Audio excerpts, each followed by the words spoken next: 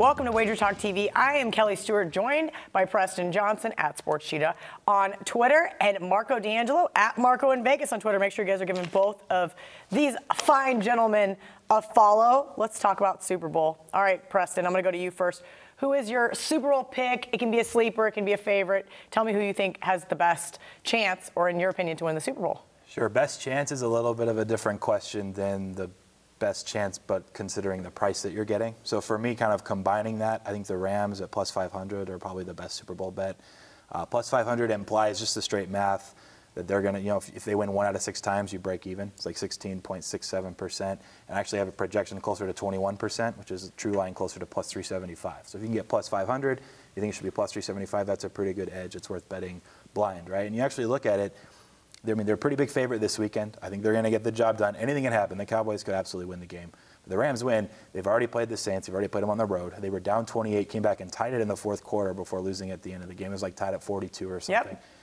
They're not scared of that at all. And I have them as like a slight underdog to the Saints on a neutral field. So in New Orleans, probably around a 3-point spread. They can win one game as an underdog there. They're going to be, I have them, no matter who comes out of the AFC, the Rams or the Saints would be favorites in the Super Bowl over an AFC contender.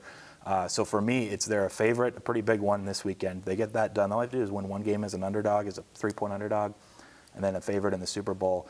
That should be a lot lower than 5-1. So that's my value bet with kind of the math and what we project the spreads to be in their opponents. Okay, great. Marco, who is maybe your sleeper pick to win the Super Bowl? I'm going to go to the AFC because I think the AFC is wide open. I think any of these teams that are left playing, I can make a legitimate case, and I'm going to go with the Chargers. But if you go to one of the local books here in town, the Westgate, this morning, they were 8-1 on the Chargers.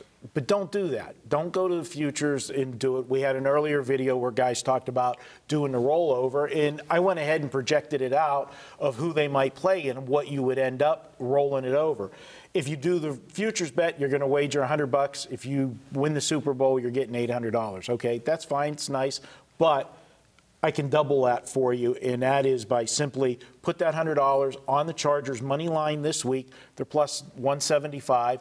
You're going to get that 175, and that's going to roll over to a return of 275 with the $100 you started with and picking up the 175. You parlay that over next week, just make another money line straight bet. Who are they going to play next week? Well, if they play Kansas City, they're going to be about the same dog price as they are now, maybe a tad more.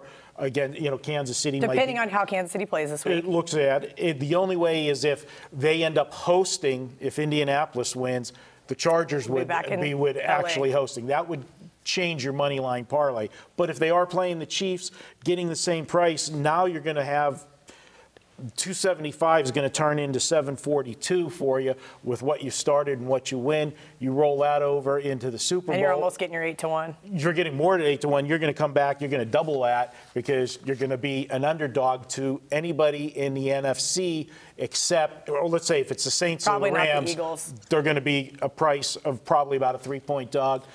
If you get the other two, then it might be around to pick them. But you're still going to get way more than the 8. And if it plays out with the favorites the way it is, you're going to double your money, more than double the 1,800. All right. Last but not least, Preston, do you have any NFL playoff tips for our viewers? Yeah, I think the one thing I would recommend or just suggest is not getting caught up in what you just saw last weekend. And you could say I'm doing that with the Chargers. Granted, I bet the Chargers last weekend too, and I think all season they've been kind of undervalued. Another example would be the Colts, where everyone saw them just play the Texans, and I would be wary of betting the Colts this weekend. And there's going to be examples of that every single playoff postseason we have every single year, and you just don't want to get attached to, well, what have I seen lately? And it's a really small sample size, and we're in the business of trying to predict what's going to happen over the course of infinite amount of samples, right? So just don't forget the Chiefs were really good this season. Don't forget the Saints were really good this season. The Eagles, yeah, they've looked good with Nick Foles for a couple games in both playoffs.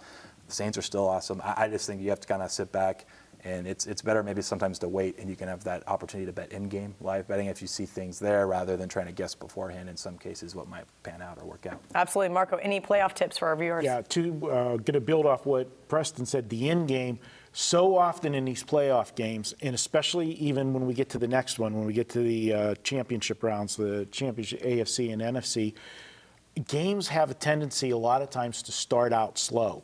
You can jump on, if you see that the teams are just missing their plays, guys are open, and you've got a series or two and no points have come, and you see that total coming down, jump in game if you feel confident with the offenses because they are going to get it going. It's like a boxing match. Like the opposite of the national championship game on Monday, where I kept hammering the in-game under going, there's no way the bookmakers are 20 points off on this line. Every single one was right, too. If you, after that first pick six, sorry to interrupt, the live line was 63.5, went all the way to 83.5 at some places, and all of them won. Every single opportunity I had to bet it, I did. And so you're absolutely right. That's a really good point. And the other point that, you know, I'm going to say is there's 4 games this weekend. One team's going to have just a fantastic game, and everybody's going to look and say, oh, how dominant. And that's going to be the new flavor of the week next week, and you're going to pay a price for it.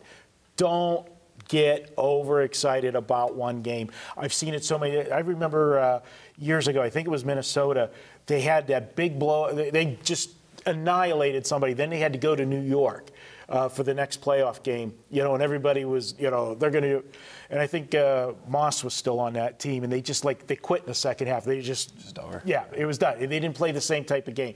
Don't overreact to one game. All right, great stuff from both guys. $9 Monday at WagerTalk. Get all daily pick packages for Monday's action, plus early NFL price at only $90. That includes any 5% best bets, normally priced at $30.